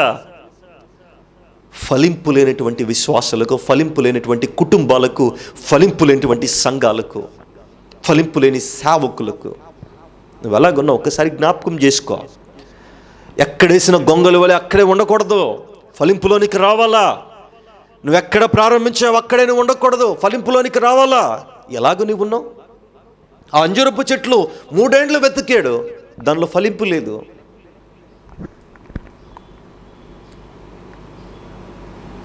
నువ్వు ఫలించాలా, ఫలాభివృద్ధి చెందాలా. ఫలింపు లేకుండా ఎంతకాలం నువ్వు జీవిస్తావు? 3 ఏండ్లు వెతకాడు, దానికి ఫలాలు లేవు. అది పైకి మాత్రం రమ్యంగా కనబడుతుంది, ఆకులన్నీ కూడా చక్కగా కనబడుతున్నాయి. మరి కొంతమంది స్కాలర్స్ మాట్లాడే మాటలు మనం గమనించినట్లయితే, అంజూరపు చెట్లు ఇశ్రాయేలు దేశంలో చాలా ప్రాముఖ్యమైంది. వారి యొక్క రాబడికి, వారి యొక్క బిజినెస్కి మంచి ధనము చేకూర్చేది ఈ అంజూరులు. అయితే అంజూరపు చెట్టు సంవత్సరంలో 12 నెలల్లో 10 నెలలు కాస్తూ ఉంటుంది. ఇంచుమించు అది 3 సీజన్లుగా, 2 నుంచి 3 సీజన్లు కాస్తూ ఉంటుంది. అది ఆ క్రాప్ దయచేస్తూ ఉంటుంది. అది అయితే అంజురపు పండ్లు లేని చెట్టు ఎలాగ ఉంటుంది అని అంటే, మీరు ఆ చెట్టును చూడండి. ఆ చెట్టు ఏంట్రా, ఆ చెట్టు వేయండి. ఆ చెట్టును చూసినప్పుడు అదంతా కూడా ఎండిపోయి చిన్న చిన్న చిగుర్లు కొద్దిగా ఉంటుంది దాని మీద. అదంతా కూడా ఎండిపోయే అనుభవంలో ఉంటుంది. అప్పుడు ఎక్కడో చివరిగా కొద్దిగా కాయలు ఉంటూ ఉంటాయి. అయితే అంజురపు ఆకులు చక్కగా మేలిమిగా పెద్దవిగా కనబడినప్పుడు దానిలో ఖచ్చితంగా అంజూరాలు ఉండాలి. ఆ మేలిమిగా ఉండే చెట్టు మీరు చూడండి, మీకు కనబడుతూ ఉంది. అవి మేలిమిగా ఉండే చెట్లు, దాంట్లో ఫలాలు ఉన్నాయి. ఇక్కడ మనము మత్తయి సువార్త 21వ అధ్యాయము, మత్తయి సువార్త 21వ అధ్యాయము 19వ వచనములో మనం బాగా జరిగినట్లయితే, అప్పుడు త్రోవ పక్కన ఒక అంజూరపు చెట్టును చూచి దాని యొద్దకు రాగా దాని యందు ఆకులు తప్ప మరేమీ కనబడలేదు. ఆకులు అంజూరపు చెట్లకు ఉన్నవి అనంటే దానికి పండ్లు కూడా ఖచ్చితంగా ఉంటాయి. ఆకులు అంజూరపు చెట్టుకు లేకపోతే మీరు ఇందాక చూసినటువంటి చెట్టు వల్లే అది ఉంటుంది. అయితే ప్రభువు వారు చూసినప్పుడు ఆ అంజూరపు చెట్టు నిండా పచ్చగా ఆకులు ఉన్నాయి. అంటే పచ్చగా ఆకులు ఉన్న కాలము అది పండ్ల కాలమే, అది అంజూరాలు ఇచ్చే సమయమే. బైబిల్లో ఉన్నటువంటి మాటలు, దాంట్లో తప్పులు వెతకకండి, కానీ కొన్ని మాటలు వారి యొక్క అనుభవాలను బట్టి వారు మాట్లాడుతూ ఉంటారు. కొన్ని మాటలు ఆ లిఖింపులో మన తెలుగు బైబిల్స్లో కొన్ని మాటలు ట్రాన్స్లేట్స్లో కొన్ని సరి చేయబడుతూ ఉంటాయి. దాన్ని బట్టి మనకు సరైనటువంటి ట్రాన్స్లేట్ ఉండదు. కొన్ని మాటలు, అందును బట్టి మీరు బైబిల్ను ఎవరిని కూడా జడ్జ్ చేయాల్సినటువంటి అవసరం లేదు. అయితే అంజూరపు చెట్టుకు ఆకులు సమృద్ధిగా ఉన్నాయి అని అంటే దానిలో ఫలాలు కూడా ఉన్నాయి. దాన్ని మనం సాదృశ్యంగా తీసుకోవాలా. ప్రభువారు చూసే సమయానికి దానికి ఫలాలు రావాలా. ఆయన ఆకలిగా ఉన్న సమయానికి అది ఫలాలు ఆయనకి ఇవ్వాలా, ఆయన ఆకలి తీర్చాలా. కానీ అది ఆయన ఆకలి తీర్చలేదు. ఎందుకంటే దానిలో ఫలింపు లేనటువంటి అనుభవము అంజూరపు చెట్టులో ఉంది. ఈ ఉపమానం దేవుడు నీకు ఇస్తూ ఉన్నాడు, నీ గురించే మాట్లాడుతూ ఉన్నాడు. అప్పుడున్నటువంటి యెరూషలేము పట్టణము గురించో ఆ ప్రజల గురించో మాట్లాడట్లేదు, కానీ నీ గురించి, నా గురించి దేవుడు ఈరోజు మాట్లాడుతున్నాడు సూటిగా. నువ్వు వినాలా, నీ జీవితాన్ని నమ్మకంగా మార్చుకోవాలా. ఫలింపు లేనటువంటి అనుభవము నీ జీవితంలో కూడా కలిగి ఉన్నట్లయితే నీ జీవితాన్ని దేవుడు కొట్టివేయడానికి, నాశనం చేయడానికి కూడా ఇష్టపడతాడు. ఇర్మియా భక్తుడు దేవుడు తెలియజేస్తాడు, ఇర్మియా,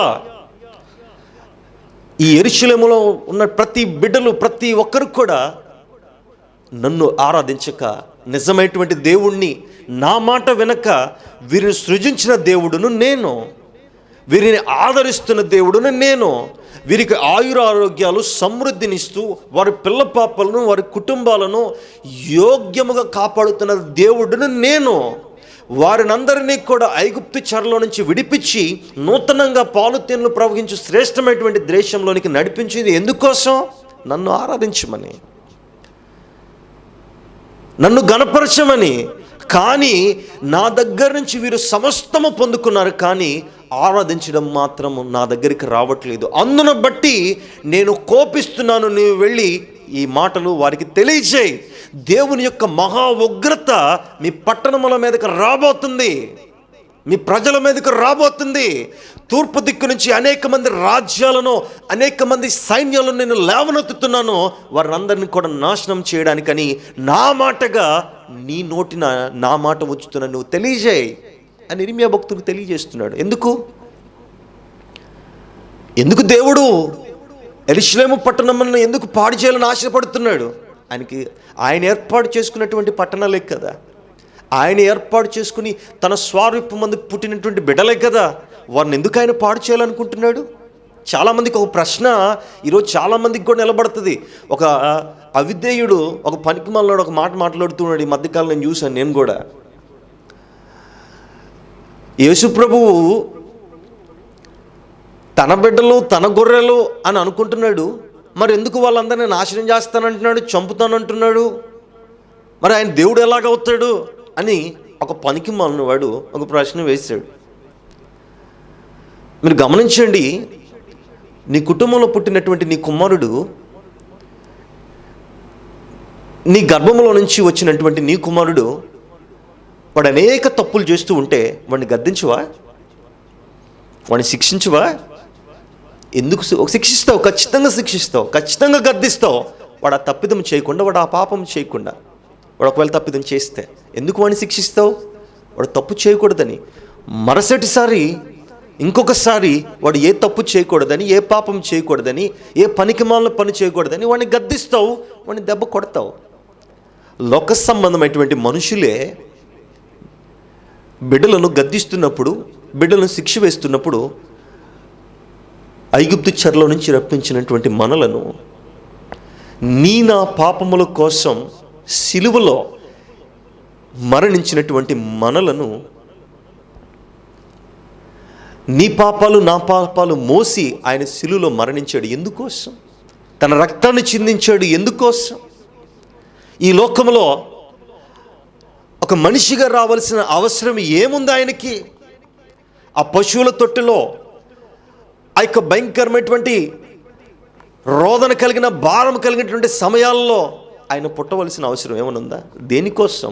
నిన్ను నన్ను పవిత్రులుగా చేయడానికి, మన పాపంలో ఆయన కడిగి వేయడానికి ఆయన ఈ లోకంలోనికి వచ్చింది. మనల్ని చంపడానికి కాదు. ఇప్పుడంతా కూడా కృపాకాలం. ఈ కృపాకాలం అంతా కూడా ఆయన నిన్ను క్షమిస్తూనే ఉంటాడు.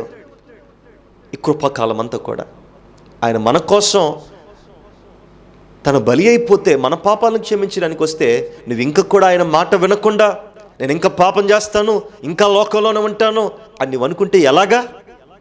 అలాగ ఉండకూడదు. వాడెవడో ఒక పనికిమాలిన ప్రశ్న వేశాడని ఆ మాట, ఆ ప్రశ్నకు నీవు అంగీకరించి, మరి దేవుడు ఎలాగా నన్ను పొద్దుగూకులు క్షమించాలి కదా, ప్రతి మారు నేను పాపం చేసినప్పుడు క్షమించాలి కదా అని నువ్వు అనుకుంటే అది నీ దౌర్భాగ్యమే, ఫలింపు లేని అనుభవమే. దేవుడు పొద్దుగుకుల్ని క్షమించాలని ఆశపడట్లేదు. ఈ కృపాకాలం ఉన్నంత వరకు నేను దేవుడు క్షమిస్తాడు. ఆయన రెండవ మారు ఈ లోకంలోనికి వచ్చినప్పుడు, వస్తూ ఉన్నప్పుడు అంజురపు చెట్టు వలె ఆకులతో శరీరం అంతా కూడా కప్పుకొని, నీ హృదయంలో లేకపోతే నీ యొక్క స్థితిలో ఫలింపు లేని అనుభవం లేనట్లయితే, అంజురపు చెట్టుని ఏ విధముగా వెతికి వెతికి వేసారిపోయి అది ఫలింపదో, దానిలో ఏ విశ్వాసం లేదు, దానిలో ఏ పవిత్రత లేదు.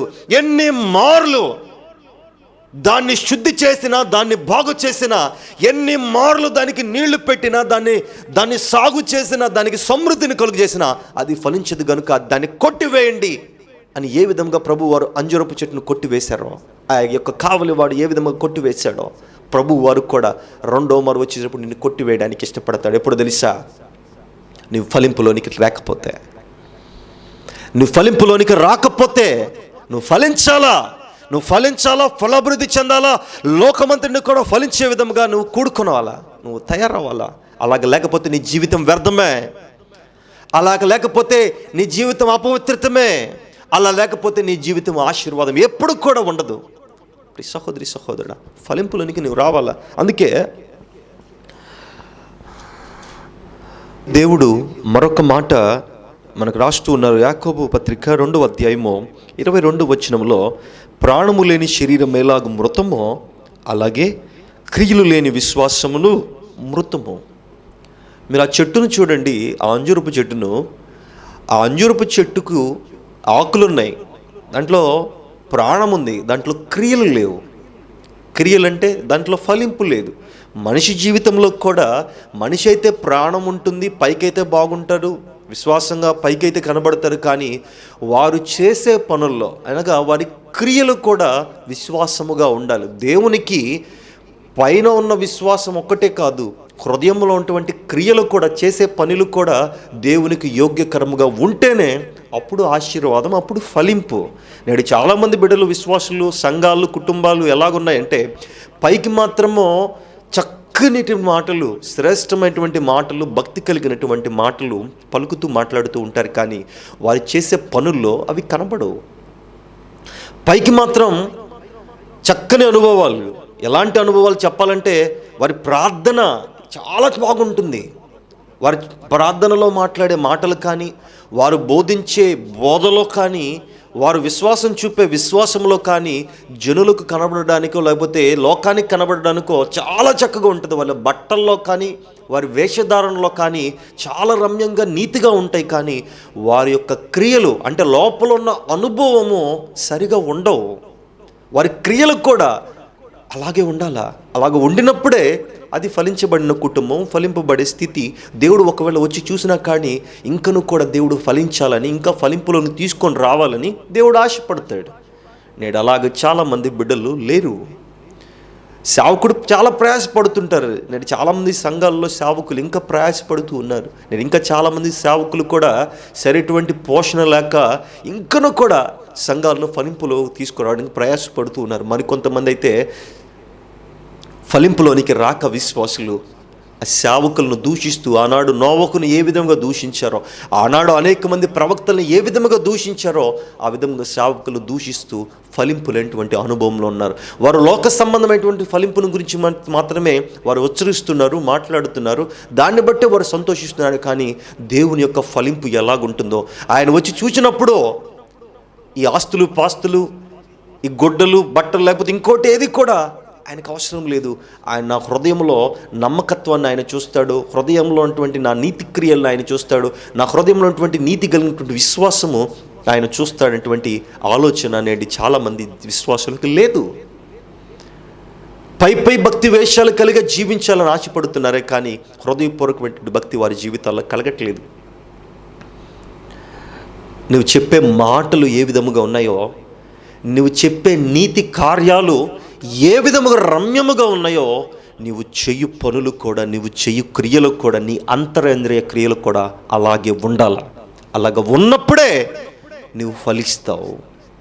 అలాగ ఉన్నప్పుడే నీ జీవితం ఆశీర్వదింపబడుతుంది. అలాగ లేకపోతే నీ జీవితం ఎప్పుడూ కూడా అంజూరపు చెట్టు వలె కొట్టివేయబడే అనుభవంలో నీవు ఉంటావు. అలా ఉండకూడదు నీవు. అందుకోసం దేవుడి లోకంలోనికి రాలేదు. అందుకోసం ఆయన ఈ లోకంలో తన యొక్క జీవితాన్ని, తన యొక్క ప్రాణాన్ని ప్రాణముగా పెట్టలేదు.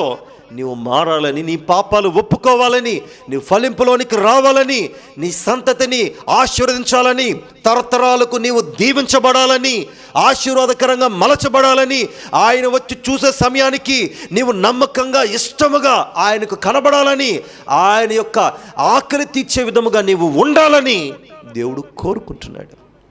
అలాగే నీవు ఉండాలంటే, అలాగ నువ్వు రావాలంటే, అలాంటి ఫలింపులోనికి నువ్వు కలగాలంటే నీ పై వేషధారణ కాదు కానీ, ఆకుల వలె పచ్చగా కనబడే అనుభవం కాదు కానీ, పైకి నీతిగా కనబడే అనుభవం కాదు కానీ, నీ హృదయం కూడా నీతిగా ఉండాలా. నీ హృదయం కూడా చక్కగా కనబడాలా ఆయనకి. అలాగే నువ్వు ఉండాలంటే ఆయన పాదముల చెంతకి రా. ఇది నాన్న, నువ్వు కొట్టువేయబడిన అనుభవంలో నువ్వు ఉండకూడదు. ప్రియ సహోదరి సహోదరుడు, పాడైపోయే అనుభవంలో ఉండకూడదు. ఆయన రాకడ సమయంలో రోధించే అనుభవంలో ఉండకూడదు.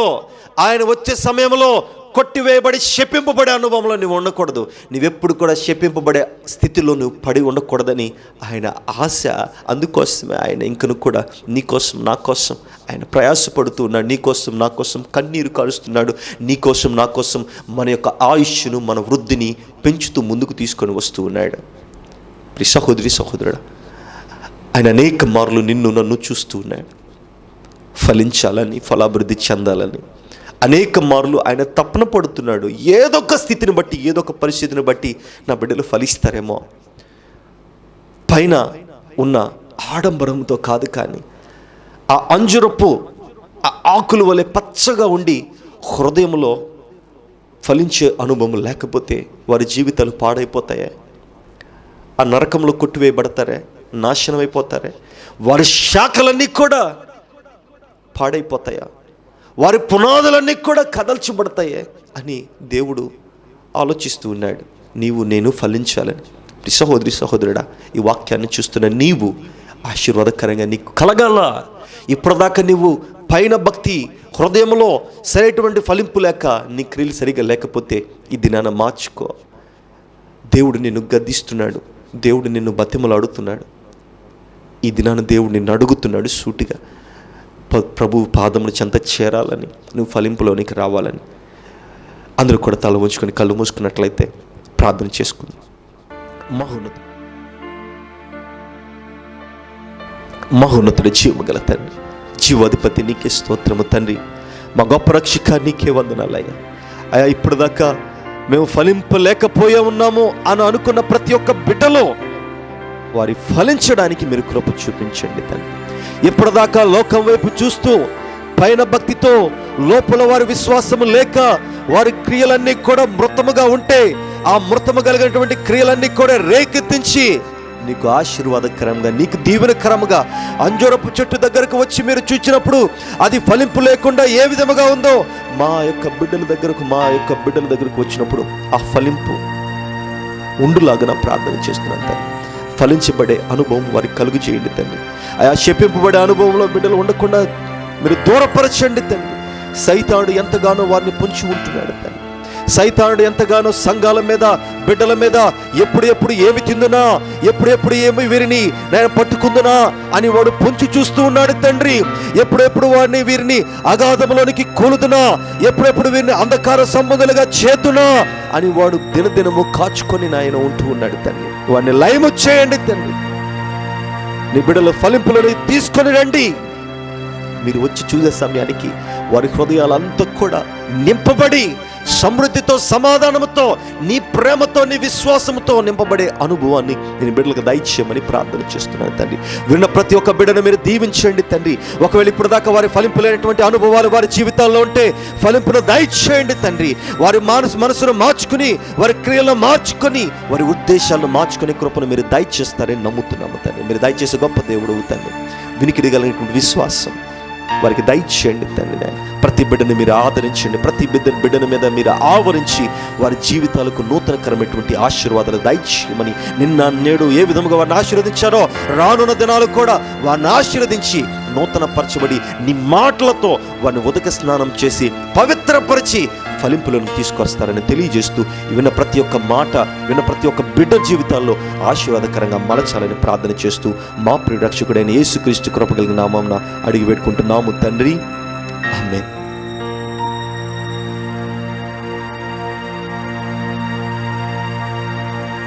సహోదరి సహోదరుడా, మీరందరూ కూడా ఫలించాలని దేవుడు ఆశపడుతున్నాడు, ఆశిస్తూ ఉన్నాడు. ఎందుకంటే సమయము కొద్దిగా ఉంది. మేమెప్పుడు కూడా ఎలాంటి మాటలు చెప్పినా గద్దింపుతోనే చెప్పాలని ఆశపడుతున్నాం. ఎందుకంటే ఇప్పుడున్న పరిస్థితులన్నీ కూడా సరిగా లేవు, చక్కగా లేవు. ఈ మాటలను మాతోనే మాట్లాడుతున్నాడు మా సేవకుడు అని అనుకోకుండా దేవుడు నీ హృదయంతో మాట్లాడుతున్నాడు, నీ పరిస్థితిని బట్టి, నీ ఉద్దేశాన్ని బట్టి అని నువ్వు జ్ఞాపకం చేసుకొని విశ్వాసంగా ముందుకు రా. ఫలించే అనుభవంలోనికి నీవు రా. ఆ అంజూరపు చెట్టు, ఆ పరిస్థితి, ఆ ఉపమానము నీ గురించి దేవుడు మాట్లాడుతున్నాడు, నీ గురించే మాట్లాడుతున్నాడు. అది వ్యర్థము అని దేవుడు తీసివేస్తున్నాడు. 3 ఏండ్లు వెతికాను, దానిలో ఫలింపు లేదు, ఇక అది వ్యర్థము అని దేవుడు దాన్ని కొట్టివేయమంటున్నాడు. ఇప్పుడున్న పరిస్థితులన్నీ కూడా సరిగా లేవు. ఈ యొక్క కరోనా దినదినానికి భయంకరమైనటువంటి ఉపద్రవం వలె, పెనుగాల వలె చెలరేగుతుంది. మనుషుల మీద, కుటుంబాల మీద, బిడ్డల మీద, పట్టణాల మీద పొంచి ఉంటుంది. మరి చిన్న బిడ్డల మీద అయితే మరి ఘోరముగా వృద్ధుల మీద. ఈ పరిస్థితులు ఏవి కూడా నీకు సహకారంగా లేవు, ఆశీర్వాదకరంగా లేవు. గనుక నీవు ఆశీర్వాదకరంగా పరిస్థితులన్నీ కూడా మారాలి అంటే, ఇవన్నీ కూడా సమస్య పోవాలంటే మొదటిగా నువ్వు దేవుని దగ్గరికి వచ్చి మొరపెట్టే అనుభవంలోనికి రా. పైకి ఏదో ప్రార్థన చేయడం కాదు కానీ, పైకి ఏదో బోధ చేయడం కాదు కానీ, లేకపోతే పైకి ఏదో అందరికీ కనపడే విధంగా ఉండటం కాదు కానీ, హృదయంలో కూడా, క్రియల్లో కూడా ఆ విధంగా ఉండినట్లయితే దేవుడు మనల్ని ఫలించడానికి ఇష్టపడుతున్నాడు. మనం ఒక్కరమే ఫలించడం కాదు కానీ మన ద్వారా అనేకులు ఫలించే అనుభవంలోనికి కలగాల. అట్టి స్థితి నీ జీవితంలో కలుగుతుందని, అట్టి ఫలింపు నీ జీవితంలో కలగాలని దేవుడు కోరుకుంటున్నాడు, మేము కూడా కోరుకుంటున్నాం. మంచిది. మీరందరూ కూడా ఈ కార్యక్రమాన్ని అనేకులకు తెలియజేయండి, షేర్ చేయండి. ఈ సేవను ఇంకను కూడా ముందుకు తీసుకోవడానికి కృప చూపించండి. మీ అనుదిన ప్రార్థనల్లో జ్ఞాపకం చేసుకునండి.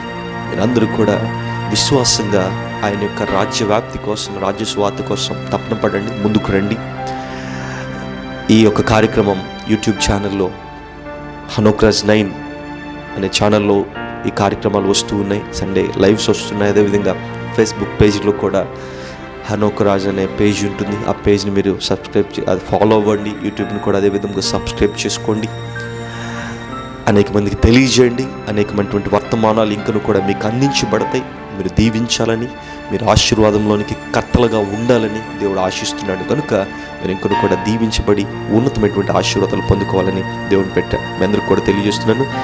మరొక మారు మీ ముందుకు వస్తానని తెలియజేస్తూ మీ అందరికీ నా హృదయపూర్వక వందనాలు తెలియజేస్తున్నాను. దేవునికి స్తోత్రము కలుగును గాక. హల్లెలూయా.